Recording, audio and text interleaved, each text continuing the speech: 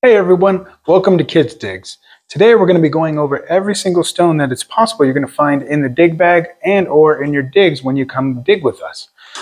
We have an identity board when you guys come, so we'll show you and we'll do a lesson plan while you're here.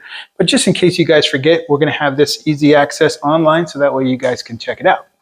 All right, we're going to start over here with quartz. We have a whole slew of quartz here that we're going to be going over, but first we're going to go over clear quartz. So we have some clear quartz that you can see through, and then there's a milky quartz too. It's just not as transparent. Then we're going to have some clear quartz tips. You see the tips on those? That you're going to be able to find in our fossil digs and some other digs. Then we're going to move over here to our smoky quartz. Smoky quartz is much like the clear quartz, where some are milky and some are extremely dark. Believe it or not, that is smoky quartz. And then some are Coca-Cola colored, but transparent. We're going to then move over to our pink quartz. Yes, it gets its name because it is pink.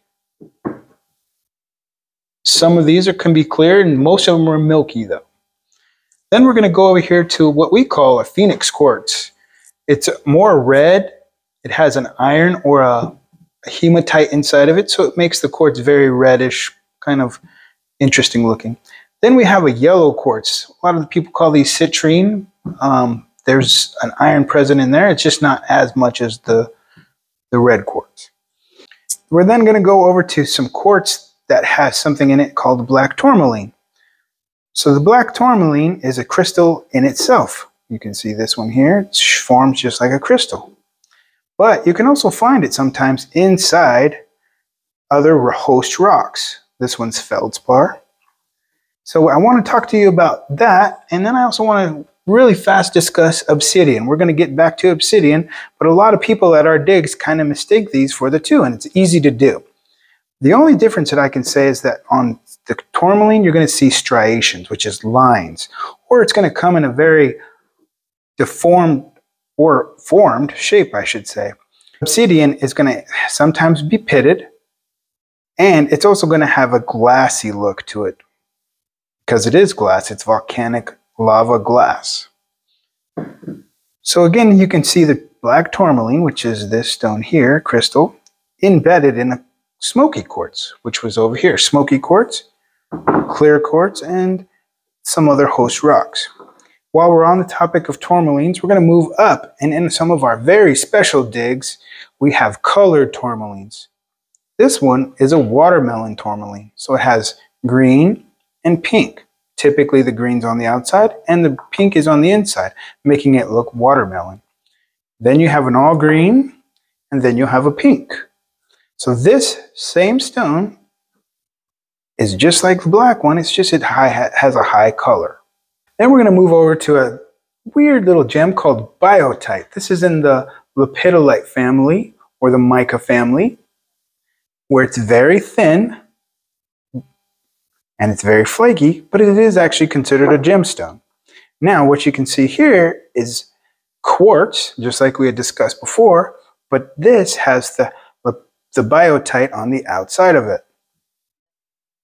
Getting into the more of the biotite or the mica or the lepidolite family, here are a couple of purple lepidolites. You can see the flakes, just kind of like this, the same flaky. These are a little bit more harder on this one, but this one's a little bit more condensed and flaky. We call it unicorn. Inside of this one, you'll find a pink tourmaline like we had discussed before. So this is a quartz stone underneath with lepidolite on the top with some pink tourmaline in the middle. So this is a hybrid of a bunch of different ones. If you look down here, we're going to have lepidolite. So this one's a purple lepidolite, and this just is a regular lepidolite.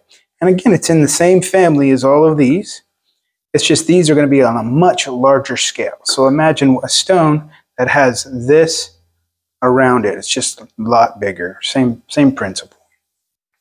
We're going to kind of come back over here real fast, and we're going to go over our fossil digs. In our fossil digs, as I mentioned before, you're going to find quartz crystal tips, sea fossil shells, shark's teeth, fossilized shark's teeth, some sea snails, some, what was these ones called again, Char? Crinoids. Crinoids, yes, crinoids, possibly some sea urchins, and or seashells, full seashells, and ambers, along with a lot of the other stones that we have will be inside of our fossil digs. Now, the crinoids are a very weird thing. We'll go over that a whole other day, but we learned about them the other day, and they're pretty awesome to learn. Also, in our fossil digs, we're going to have some petrified woods. So these are millions of years old pieces of wood that has been in the ground for a very long time. And as mentioned before, obsidian, basalt, and pumice we'll find inside of our fossil digs. And they do tend to be different colors, correct? Multiple colors, browns, grays, blacks, snowflakes. Some are even pink, if you're lucky enough to find a pink one. Same with the petrified wood. Now, coolest little thing about petrified wood is they have what's called inside of it is an agate or a chalcedony. This one kind of can see in there the different coloration. Some of them have it, some of them don't. The ones that have cavities do, and that's basically these growing inside of it. An agate and the agate or chalcedony, and then some are, what is this one called again? Jasper? Jasper, yes. And we'll also have digs down the road. We're going to be going out and finding some of these, and we're going to be implementing the jaspers, agates, and chalcedonies inside of all of our digs. So here we have a little special one that we'll also be doing down the road, and I'm excited about this one. And that is, these look like just regular quartz. But this one, you could actually see that it has a shine to it. Now, there have some sort of ore in it, some sort of metal inside. I believe it's called galena. That's what my research has done. But this is a magnet. Now we're able to pick it up because it has some sort of metal property inside. You see how that one goes? Now again, these pieces are just like this here, the smoky quartz. But these won't have a metal property in them. This will. And so down the road, we're going to have a science dig, and it's important for us to talk about those now. Another material that is magnetic, but it's on a very low magnetic frequency, would be garnets. On some of our very special digs, you're going to find some garnets. Here's obviously a very big one, but in there some small little garnets, red garnets. And like everything else, the garnets also tend to grow within other species, specimens, I should say. This is a black tourmaline, but it has garnet embedded inside or around it. Okay, last but not least, I think I discussed everything. Down the road, another part of our science stuff is we're going to be going over something that has luminescence inside of it. So we have a black light here, a UV light, I should say, and we're able to see very different colors. See how that one glows there, and this one glows differently. And then look at this one here. See how that glows? Some of the stones will take on a different color under a UV light. So we're going to actually go over that. Oh, there's a nice green one there. This one's also a nice green one too. So we're going to have special digs where we're able to find fluorescent colored gemstones. That's it for now.